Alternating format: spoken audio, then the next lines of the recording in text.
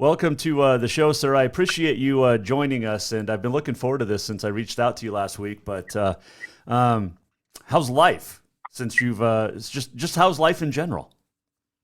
That's good. Thanks for having me on, Jason. So, we're running for Congress again. I ran for Congress in the 2020 cycle here in California in Sacramento County, and we're running again. We did very well. We've got a real shot to flip that seat from blue to red, and we're getting a lot of attention from the GOP party, the national GOP. The RNCC is going to endorse us, and we're off and running. So life's good. Life's busy. It's tough being a conservative in California, depending on where you live. There's a lot of us out here, believe it or not. Most of the center part of the state is conservative. It's very red. It's the coastal areas and some of the bigger cities, LA for sure, San Francisco, Sacramento, not quite as blue as those two, but Sacramento's still blue, except for where I'm running, which is it's decidedly purple. It used to be Republican for decades, and then it's been Democratic hands for the last 10 years. But we feel confident we can turn that around and flip it back to the good side. We're talking with Lieutenant Colonel, retired U.S. Air Force Robert Buzz Patterson, who's running. I had Senator Melissa Melendez on the show about a year ago, and what a sweetheart she is that military background, because she was Navy, I believe, and she's down in Southern California there. But man, we're trying to do our best to help you guys out too, from up here in Montana. Well, she's a buddy. She's a great person. Yeah, I believe she was Navy. I was Air Force. There's actually quite a few, which is a great trend, I think. Is there's quite a few of us former military folks that are actually running in California. I know of 7 or 8 others in addition to me that have. I know a couple guys that are running for the Senate, military, a background military. One's a Coast Guard guy, one's a Navy guy, and then there's several of us Air Force types. Mike Garcia won this last time in California 25.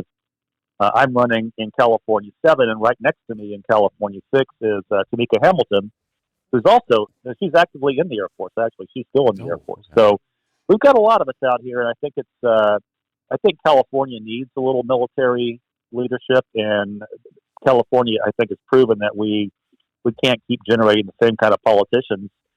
We end up with people like Gavin Newsom and Eric Swalwell, Nancy Pelosi. It's just time for a massive overhaul, and I think Californians have it in them. I really do. I wouldn't be out here running if I didn't believe that there's going to be significant changes. And of course, we have Kevin McCarthy in the state, Devin Nunes. And I expect McCarthy will be our next speaker, and I hope to be there working with him. Yeah, that would be good. As long as you can keep Gavin out of Montana, that'd be fantastic. I think We're trying. His wife's ranch up here. We don't want him here anymore.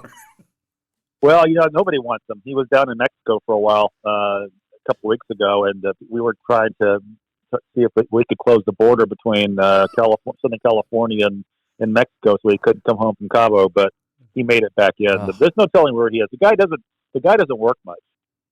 He spends a lot of time up there with you guys. He spends a lot of time in Mexico. He spends a lot of time just kind of hanging out in California and not really going to work. So we tried to recall him. I think the fact that we actually succeeded in actually recalling him, it's tough out here to recall a governor.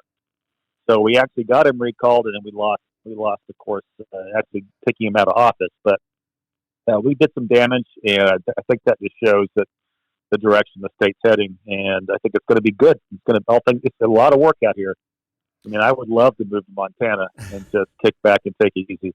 But I'm rolling the sleeves up down here. We're gonna give this a real shot, and then we're gonna have to evaluate if we stay in the state or not. Yeah, definitely. It's a beautiful state, California, in certain areas, but it's definitely not for for everybody. No, it's not. And you know what? My wife's from here. She's a native. We've been out here. I was actually born on the East Coast, but we've been out here for the last 15, going on 16 years. And there's a lot of good about California. It's a beautiful state. The weather is incomparable. You can snow ski and water ski in the same day, and be on the beach that evening for a cookout. I mean, there's just so much greatness about this state, and it used to be a wonderful place to raise your kids, and and to have a business. And the Democrats have destroyed that. I mean, it's almost untenable now for a small business owner to stay in business in California, especially during the lockdowns and the COVID craziness of the last couple of years. But even that notwithstanding, if you're a parent, I've got 3 children. My wife and I have 3 children, and we've got children in public schools. And the public school system in California, we are the 5th largest economy in the world as a state. We're the 5th largest economy in the world, and our public school system is number 48 out of 50 in the nation, and that's just a crime. So Democratic policies have really failed us. It's a great place to live if you can disassociate yourself with politics. But if you have to go put gas in your car or put your child in school or pay your taxes, which are outrageous here as well, it's a lot of people are leaving. Quite frankly, Jason, a lot of folks, we've got family members, friends, everybody's bailing for places like Montana, Idaho, Colorado, Texas, and Florida. I just had a friend leave Los Angeles and relocate to Florida. Wow. So a lot of that kind of stuff going on. And when a state, through their very unwise policies, pushes out the tax structure of a state. I mean, we were actively in California because of Democratic policies and tax structure. We're pushing the Hollywood industry is moving to the East Coast, predominantly the Atlanta, Georgia area. We're pushing small business out. They're all going elsewhere. It's just too expensive to do business here. But there is potential. So like I said, it's not an easy place to live. It's a wonderful place to live if you can disassociate. But of course, taxes and your day-to-day life and fuel prices, that kind of thing, it all adds up. So I understand why people are leaving. I'm choosing to stay and fight. Well, yeah, absolutely. Someone has to, and no better a guy than you to do it. I got a lot of questions for you, and we'll try to get to every one of them as we talk to retired Lieutenant Colonel Robert Buzz Patterson of the United States Air Force, running for Congress down in California. But you've written 4 books. You also keep up to date on Twitter you're one of the best Twitter follows out there. And tell me where the country is after today's press conference with President Joe Biden. Yeah, well, I watched it. It was supposed to be his big COVID update, and I watch him because I like to see what's going on, and I also like to live tweet it or Facebook it as these kind of things are happening with just my initial reactions. And I got to tell you, the guy was pretty much what I expected. He's saying the same things over and over again about the vaccinations, and basically the message today was, if you're not vaccinated and you don't have your booster, you're going to die, which is a very Christmassy thing to say right before the week of Christmas. And he was really he kept. I don't know how he doesn't know why his handlers haven't taught him this yet, but he continues. Today he kept sneezing and coughing. He's obviously not well. And today he kept sneezing and coughing, and he still sneezes and coughs in his hand, and he puts his hand on his face and just presses on like nothing's happened. He had a couple of his normal gaps. At one point, he was talking about the number of unvaccinated people that he was trying to encourage to get vaccinated. And he said there's 40 Americans that have been unvaccinated. I think he meant 40 million, but he said 40. And then he basically just kind of pointed the finger at all of us who haven't gotten the boosters. And then he started yelling at the press corps, which I thought that was very uncharacteristic. Well, it's characteristic of him, but I mean, he's got a friendly press corps there in the White House. I know we'll get to the White House in my experiences there in a bit, but he just seems to me to be not well, unhinged, not very well prepared. He has a hard time reading the teleprompter, which, by the way, Trump never even used one. But Biden just has a hard time with the English language, and sometimes it can be comical. But I really got to tell you, I feel like this is almost elder abuse, and that this man shouldn't even be in this position where he has to try to perform on a day-to-day basis, because I don't think he's not capable. And it's a sad state of affairs for America right now, because we've got Kamala Harris sitting on the bench, and I don't think any of us want her. So it's a difficult time. But I think we're in deep trouble. Well, her own state didn't even want her in the primaries. I mean, No, let's she be dropped out. let's be honest. So she went. Yeah, she was polling so poorly, less than 1% nationally, and she was coming in fifth in California. So Yeah. she bailed on the race because she couldn't even be in the top two in her own state, and that Wow. just shows you what Californians think of her. She's not a likable person. She's not a very smart person. She wasn't very popular here. When she was the attorney general, she wasn't popular. Right. She threw a lot of people in jail that probably shouldn't be in jail, and then she's a poser. She's played the political game, and she's gotten all the way to the White House. And I think people are starting to see that she never was qualified in the first place. No, absolutely. And what's really funny to me about this whole vaccine deal. Look, I'm vaccinated. I got the booster. I'm not anti-vax, but I'm anti-mandate, and I think that's where a lot of people in this country stand. Is you can't tell us what to do with our bodies. It's funny. My body, my choice only works in certain things with the Democratic Party, it appears. But they didn't want the vaccine. They weren't going to take it when it was developed under the Trump administration, and now all of a Right. sudden, why is it so? Why? That's the big question. It's why now? Well, I'll tell you, I agree with you. I'm pro-vaccination.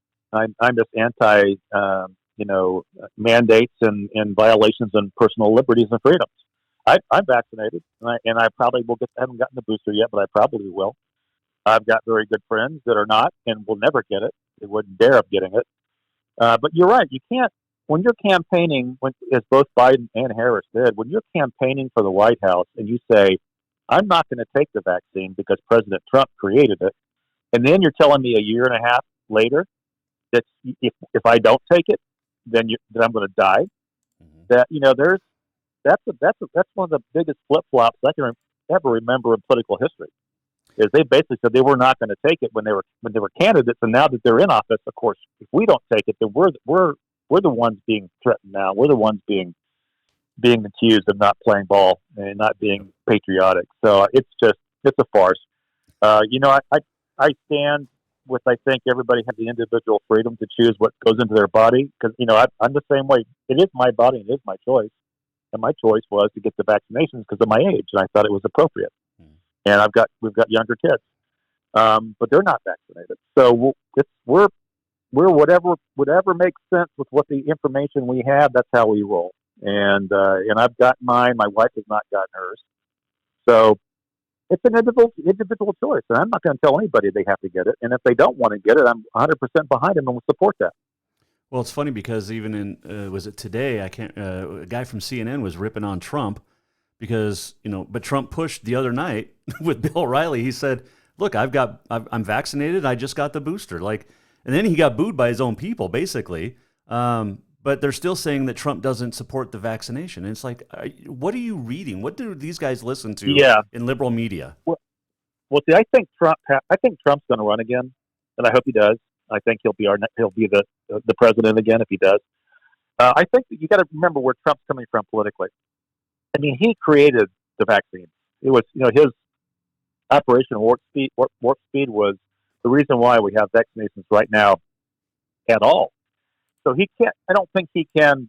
If he personally feels that the vaccines were right and they're right for him, then God bless him. Mm. But I really don't like the pro-Trump people that are banging on him now because he's not anti-vax. I mean, I think a lot of conservatives are missing the boat on this because we shouldn't be anti-vax. We should be, it's your choice. And like I've got a good friend who's got an autoimmune disorder. If she took the vaccine, she would die. So it's not, the one size does not fit all. There are a lot of reasons to not get the vaccine. There's a lot of reasons to get the vaccine, but I think it should be your choice, my choice. Every American should have the choice whether or not to accept the vaccine. And I think that I know there's a lot of talk. I'm a former Delta Airlines pilot too, so I've had quite a career. In addition to writing books and being in the Air Force for 20 years, but I just think we have to realize that the government cannot dictate anything to us. Once we give individual liberties to the government, we will never get them back. Yep. It's been proven time and time again across empires and countries and kingdoms around the world. And once you concede that little bit of personal liberty that you have to make the decision for yourself, the government will take it and they will never give it back. And that's one of my biggest concerns. Well, I'm worried about that too. I'm 46, but I grew up, under Reagan and then Bush and then Clinton and obviously Bush Jr. But man, it's just it's scary how things are nowadays.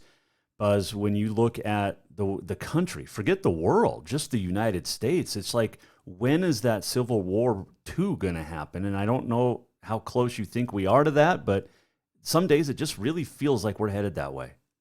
Well, I would concur with that, and I think we're in a cold civil war right now. I think you can see just how divided this country is, and there's a lot of reasons for it. I blame the Democratic Party. I blame mainstream media, and thank God for social media that we can actually go around those and have conversations that don't have to involve reporters at CNN or those clowns at MSNBC. So I think we're in cold civil war. I pray that it doesn't get any worse. I am not confident that it won't. I've got, like I said, I've got children. I'm worried about their future, what kind of country we leave them. And that's again one of the reasons why I'm running, Jason. Is I can't sit on the sidelines. I served 20 years in the Air Force. I flew in combat. I worked at the White House. I spent all 20 years in the Air Force fighting against oppression and fighting for the United States of America, and very proudly. And I just feel like the America that I flew and fought for is not the America that I live in today. And that's a sad commentary, but again, I think it's more important that we make sure we talk about passing on, a healthy nation to our children. And I don't think at this point they're going to inherit that. I don't have a great deal of confidence that's going to happen. Well, my son right now is currently a 15 Tango in the Army, stationed out of Fort Riley, Kansas. He's home on leave. He just got back from Europe, his second tour, or rotation, I guess, overseas. I have a feeling he's going to go back to Ukraine, where he's already been as a 19-year-old. And I have a feeling by the time he's 21 now, and maybe by the time he's 23, he's back over there. And that's scary to think about too. That wouldn't surprise me. I mean, I think that this is a prediction. Let's talk a little very quickly some national security. I think that there's no doubt in my mind that Putin is building up on the border of Ukraine, and they're going to wait for the winter to turn into spring, because the winters there are brutal, as your son can probably attest. And I've been to Ukraine many times myself. I think that Putin's going to try to go into Ukraine sometime in the spring when the weather's thawing a little bit. And I wouldn't be surprised if China doesn't make a move on Hong Kong almost concurrently. And that's going to put Biden into a real serious bind. And he doesn't have the fortitude, nor does his national security team and military Pentagon brass, who I think are just complete buffoons. I don't see us interfering with either one of those, and I think it's going to be bloody, just as Afghanistan was. Which is scary to think about. And there's a line in Green Berets early in the movie. Sergeant Muldoon is talking about communist takeover of the world, and guess what? When was that movie made? Late '60s. Here we are, 50 years later, and getting to that point again. It is. And I fought the Cold War, and I thought we had won the Cold War, but we've let them back in again. We've let the communists, and we've let China for sure, and Russia to a lesser extent, but still formidable extent. We've let them back into the race, and now we're having to. I mean, China's military is no joke. We're going to have a tough time with them. Russia's military, I think we could dispatch, but again, at what cost? And but I think China is going to give us, if they do go into Taiwan, if they do try to make moves against us, we're going to be hard pressed to be able to retaliate. Man, you mentioned the Air Force, and then you mentioned the Cold War, which was crazy because we were close to nuclear domination of each other. But you used to carry the nuclear football. Many people may not know that, but that is an interesting tidbit Tell me about this.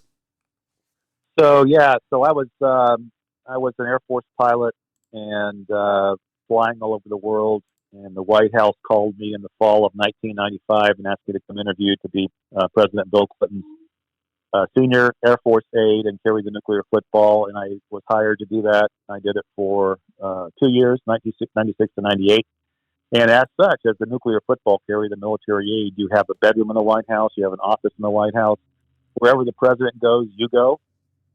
You're Marine One, you're with him. Air Force One, you're with him. If he's flying to Beijing for a meeting, you're with him on Air Force One. If he's going to play golf, you're in the golf cart behind his. And so I was that guy for 2 years. And the football itself is a large black satchel that every president since John F. Kennedy has had. John F. Kennedy kind of actually created the football because he wanted the ability to launch nuclear weapons at a minute's notice or retaliate with nuclear weapons. And so every president has had a military aide carrying the nuclear football since JFK.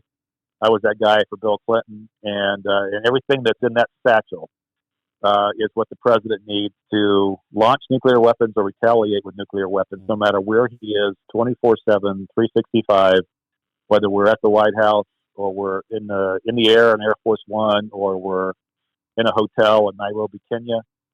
We have the ability. The commander-in-chief has the ability through the military aid to prosecute military operations, and it's a once in a lifetime experience. It's not something you can actually apply for. The White House reached out to the Pentagon, and the Pentagon reached out to me and said, "You're one of 6 that we are going to interview to be the military aide." And so I flew out. I was actually stationed in Northern California at the time, and flew out to Washington D.C. the White House for a 3-day interview process, and they hired me. So I was that guy. It was an apolitical position. So people think, "Oh, you work for Clinton." I said, "Well, I did work for Clinton, but it was a military assignment." Mm-hmm. I personally couldn't stand the man, but I was doing the same thing Secret Service guys did. I was saluting smartly and serving the office of the presidency, and my job was to make sure that he was safe and that the nation was safe at all times. And I did that, and then I retired from the Air Force in 2001 after assignment at the Air Force Academy as a commander, and started writing books. And that's when I wrote Dereliction of Duty about my experiences with Clinton and Mrs. Clinton. There's a lot of interesting Hillary vignettes in there as well. So yeah, I lived with him for 2 years, and I wrote a book about it, and it's still doing very, very well. I know you're sworn to secrecy on a lot of things, but I mean, I've seen the whatever Mysteries at the Museum or whatever the show was about the nuclear football, and it's always pictures of the guy walking. You never see a face; you just see it being held and entering through the back of Air Force One, I believe. But man, that's just scary. No, I would go. In my time there, I would always be the last person at the front steps on Air Force One. So President Clinton would go up and do his waving thing, and I'd be at the bottom of the steps with the football.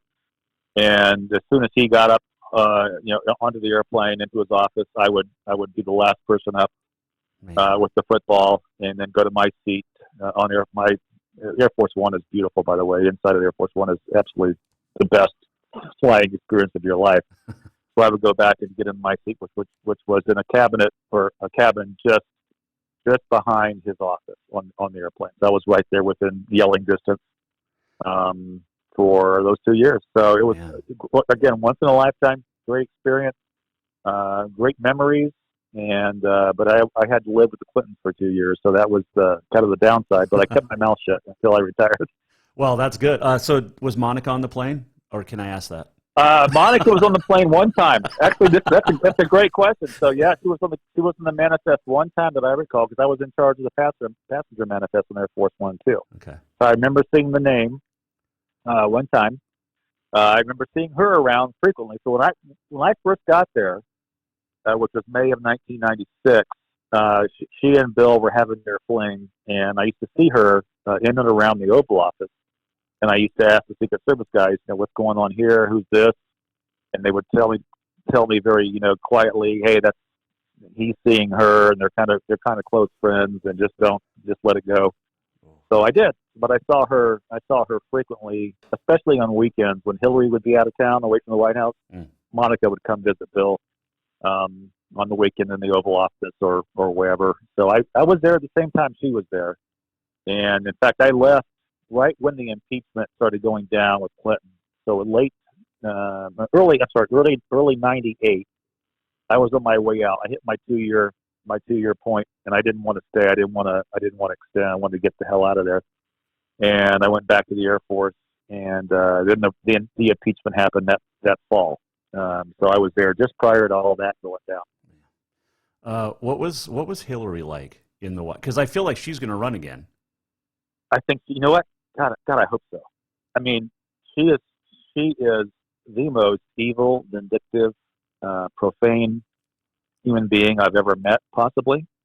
And God, I hope she runs again. I think Trump will just wipe the floor with her, and I think that would just be entertaining for all of us, right? I mean, the social media and the blogging world and the podcasting world will explode. Yep.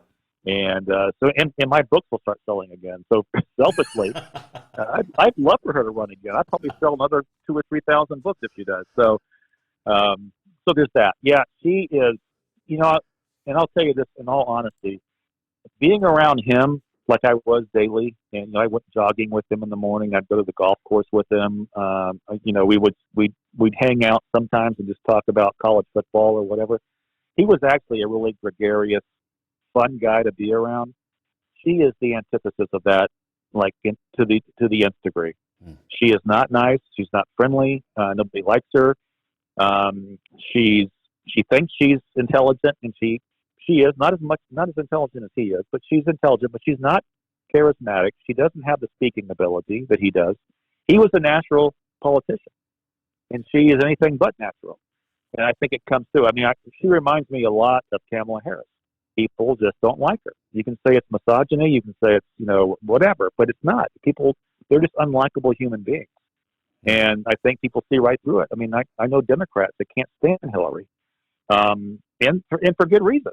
But yeah, I was around her quite a bit. I would go on vacations with them. We would go to Martha's Vineyard or St. Thomas. We went one time St. Thomas for a week or two. So I was around them almost like family, but not quite in like family, but just there. I was just a presence. I had to be. So heard a lot of interesting things, saw a lot of interesting things, and that's why I wrote the book, just to get the whole message out there. Well, I'm definitely going to have to get it and read it now, because I was not a fan of either one of them. Okay, so I got to ask this question. Did you go to the island with Bill then? Epstein's? I never did. Okay. No, I never did. That was actually after my time. So apparently my successor knew about it so right before Bill left office in 2001, early 2001, before Bush Jr. came on board. Apparently Bill started going down there occasionally. That was long gone. I was already, in fact, that was by the 2001 time frame. I was flying for Delta Airlines as a pilot. So, but yeah, I mean, I'm so glad I dodged that arrow, man. I wouldn't want to be anywhere near that situation. No. I think I saw Epstein in the White House a few times in my time there.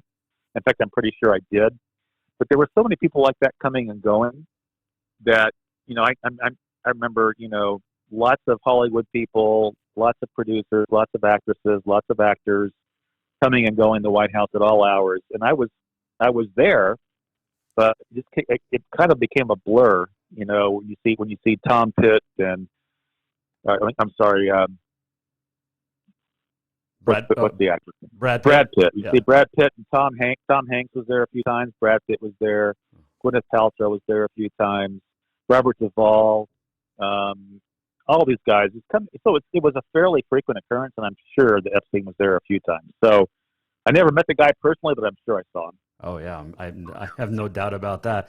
Like I said, I've got a bunch of questions. I don't want to take up a lot more of your time here, but what's the future? Because I mean, we've got a guy in the White House that doesn't. Well, I don't think he was duly elected. I think it was all a farce. I think it was all, the votes in the middle of the night that are somehow found, just like Gavin down there in California. But Where are we in 2022 with the midterms and then 2024 election? Okay, great question. And obviously, since I'm running for office, this is kind of really near and dear to my heart.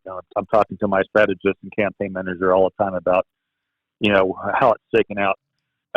It looks like right now, because the Build Back Better is probably not going to be passed. Thank God, and I just hope Joe Manchin doesn't roll. But if the Build Back Better does not pass, then Joe Biden and his whole platform are dead in the water. He's not done what he promised on COVID. He's not done what he promised on Build Back Better. People are upset with the border. He's gone back to some of Trump's remain in Mexico policies in terms of the border. He's just not really. He horribly mishandled Afghanistan, and I can tell you, all of my fellow military brothers and sisters are just horrified at how that all went down. That was the exact opposite way to do it, and it was just terribly, terribly planned. But I think that Republicans are in great shape in 2022 to take back the House. We're going to take it back. I'm going to guarantee that we'll take the House back. We'll be in charge. I think we're going to pick up a couple seats in the Senate, so maybe 52, 48, somewhere around there, maybe 3 in the Senate, and I think we're going to do great things. Now, I say that with just a caveat. I'm also involved in a lawsuit where we are suing California for election integrity and visibility. So I'm one of 13 candidates that ran this last time, and we're not trying to sue to overturn anything from 2020. What we are suing for is to have visibility on how so California uses the Dominion machines, just like Georgia. California does you can vote 100% mail-in ballot if you want to, and so we're asking for, okay, how do the machines work? Are they hooked up to the internet? And if so, why is that legal? And where do the flash drives go after you guys tally the votes? And how are you guys authenticating signatures on the envelopes? And so in California, you get a mail-in ballot sent to you, whether or not you're even still living in the state, registered. If you've ever been registered, you're getting a ballot.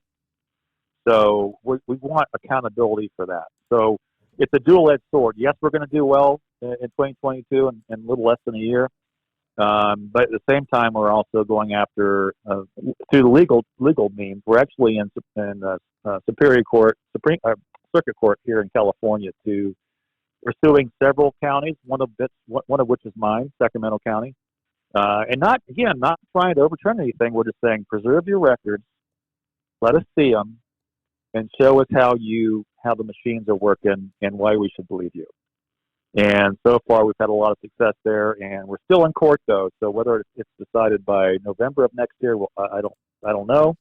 But we feel good that people are going to be a lot more focused on how these votes are handled, and also we feel good about actually having more Republicans watching at the polls. We had a pretty good showing this past time, but we need a lot more of our people out there looking at the polls like the Democrats do. And we had some of that, but we didn't do well enough, especially in my race. We think we lost 5 or 6%. We lost by 12%, but we think it was probably more like we lost by 5 if the voting had been done properly. So we're going to see. And so we're cautiously optimistic. I'll put it that way. Yes, absolutely. Okay, 4 books. One, Dereliction of Duty. The other, Conduct Unbecoming. What are the other 2, and where can people find them? Okay, great. Yeah, so Dereliction of Duty was the first one. It's about my time in the White House with the Clintons. It's a personal kind of memoir. I don't really bash the guy's personal behavior. I do talk a little bit about Monica, but mostly it's about his policies as our commander-in-chief of the military. Reckless Disregard was my second book. It was also a New York Times bestseller. For my third book, War Crimes, I actually embedded myself in Iraq in 2005 during the worst part of the Iraq War, and went around with the Army and the Marine Corps and documented their beliefs, their opinions about what was actually happening over there compared to what we were hearing back here in the States, which was night and day different. And my most recent book is called Conduct Unbecoming, and it basically is a look at the Barack Obama administration, and I make a lot of parallels between Obama and Clinton, and how they had the same people work on their staffs. In fact, Biden has the exact same team, basically, working for him that Clinton had working for him in the White House. Valerie Jarrett's still there, Susan Rice is still there. All the people I worked with in the White House with the Clintons are still in some capacity working for Joe Biden. So That was my fourth book, Conduct Unbecoming. Okay. And as you pointed out earlier, Jason, I've got a pretty big presence on Twitter and Facebook, and if people want to get in touch with me, my DMs are open. I always talk to people, and if they want to ask me a question or shoot me something, I'll be happy to respond. So I do it that. And we're currently revamping our campaign website. So my campaign website is down today for a couple of days, but it'll be back up and running again, hopefully by the first of the year. Okay. So a couple real quick things here. I've got Jake Rendina from Glacier High School here in Montana, and he's going out to West Point to play football and then serve in the Army. And Riley Bergeson from Billings West High School is going to the Naval Academy to play football and also serve our great country. Nobody's going to the Air Force to play football, Buzz. What's up with that? I don't know. I think we must have that alarms me. We got to get some Air Force guys there. I was a commander at the Air Force Academy. That's a great place to go to school and a pretty decent football team. Yeah, it's not bad. So I was there from '98 to 2001 and was a cadet commander and loved it. I mean, 4,000 cadets. Some of them are brilliant. Some of them are not so great. But the Air Force Academy is gorgeous. So they have something about the Air Force. I mean, and flying airplanes, being a pilot is not a better job in the world. I loved every minute of it. That's why I kept doing it for another 15 years at Delta. It was just a phenomenal office view. Oh, absolutely. It's always it's cool to look out the windows. You don't get to see everything you guys do up front there, but my son sent some pretty cool pictures. Like I said, he's a 15 Tango. He's a crew chief with the Blackhawks. And spent some time in Germany as a personal crew chief for a colonel over there this last summer. But yeah, he sent some pictures from the sky. It's pretty cool. And I know planes are different than choppers, but it's still pretty sweet. Well, it's all the same concept, right? I mean, you're getting off the ground and you're going up and you're whatever your mission happens to be, you're getting it done. But yeah, it's amazing. And today's, I'm sure the Blackhawks are the same way.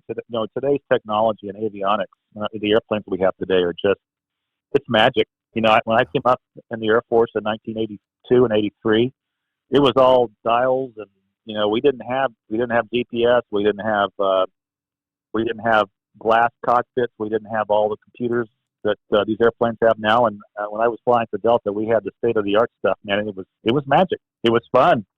You would just take off and hook it up to the computer, and when it's time to land, you unhook it from the computer and land it yourself. And it's come a long way. But he sounds like he's off to a great start in his career. Is he going to make it a career? He's thinking about it. I think it'd be great for him to do that. So, but retired. I'll tell you this: if I could just give him a little bit of advice. I did 20 in the Air Force. I almost got out at 15. I almost got out actually right before the White House job came open, and I'm so glad I hung on. And got, it served for 20 years, retired from the military, and have those memories, but also have, a pretty decent pension, great medical care compared to what he's going to encounter in the private world. And I'm just really, really thankful my wife talked me into staying on and finishing out 20, because it was the smartest decision I ever made. Well, I've been telling him that, like, dude, you're retired at 38, and then you go get a federal job, whatever it is, and you've got, basically 2 paychecks coming in, and you're taken care of for the rest of your life. I mean, I think that's amazing. Yeah, it is amazing. And I'll also tell you, the military does a great job of kind of doing all that kind of stuff for you in terms of, your pay, your per diem when you go traveling, your medical coverage, your dental coverage, all that stuff is kind of, they take care of it for you. And when you leave the military, this is my personal experience. When I left the Air Force, then I realized all the things that they had been doing for me that I didn't have to do myself. I was like, oh my God, I feel like I'm a third grader, kind of starting over again, because the Air Force really just took care of me. And everything I needed, all the moves were taken care of. My wife was taken. I mean, it was fantastic. So I don't, things are different in the Army. I'm sure things are definitely different in 2021, 2022 than they were when I got out in 2001. But it was, I wouldn't change a single day. And I highly encourage guys and girls who are thinking about it, just to consider it and see what they think. It's a great opportunity to serve your nation. And again, I wouldn't change a single day.